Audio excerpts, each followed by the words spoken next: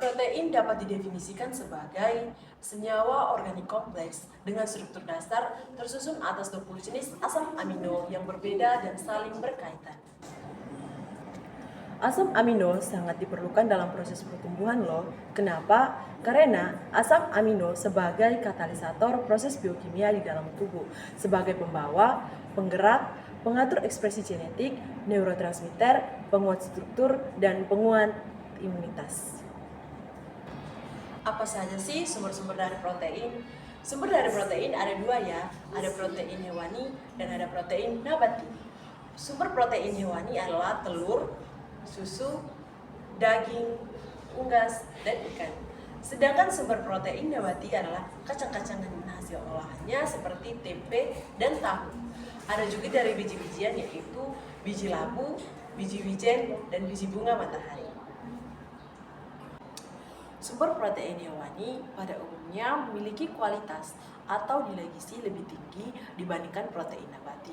Namun, campuran beberapa bahan makanan sumber protein nabati juga dapat menghasilkan komposisi asam amino yang secara keseluruhannya mempunyai kualitas atau nilai gizi cukup tinggi.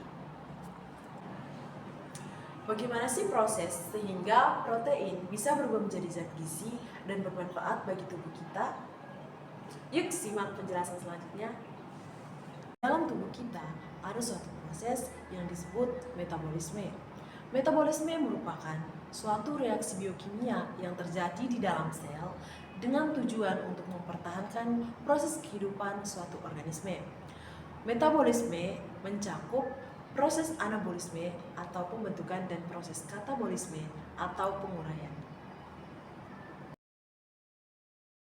Proses metabolisme protein dimulai dari makanan yang mengandung protein dikunyah dan masuk ke dalam perut yang mengandung asam klorida dan enzim pepsin.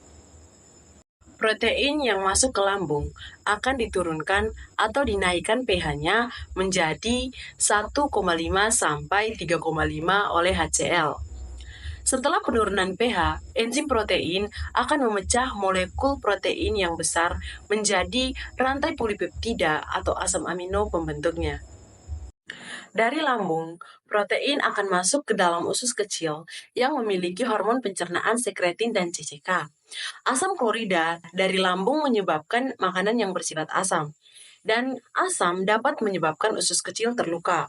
Oleh karena itu, sekretin dan CCK mendorong pankreas mensekresikan natrium bikarbonat untuk menetralkan sifat asamnya. Proses pemecahan protein dalam usus kecil disebut dengan proteolisis. Proteolisis dimulai saat makanan masuk ke usus kecil dan menyentuh enterokinase yang menempel di dinding usus. Kerja enterokinase sebagai alarm bangun untuk para enzim. Enterokinase membangunkan enzim tripsin yang tertidur dan mengaktifkannya. Kemudian, enzim tripsin juga ikut membangunkan enzim kemotripsin.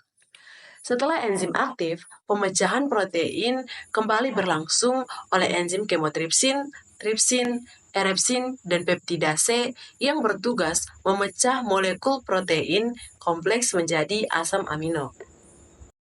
Setelah proses metabolisme protein selesai, asam amino akan dikirim ke hati melalui aliran darah untuk digunakan dalam proses metabolisme karbohidrat.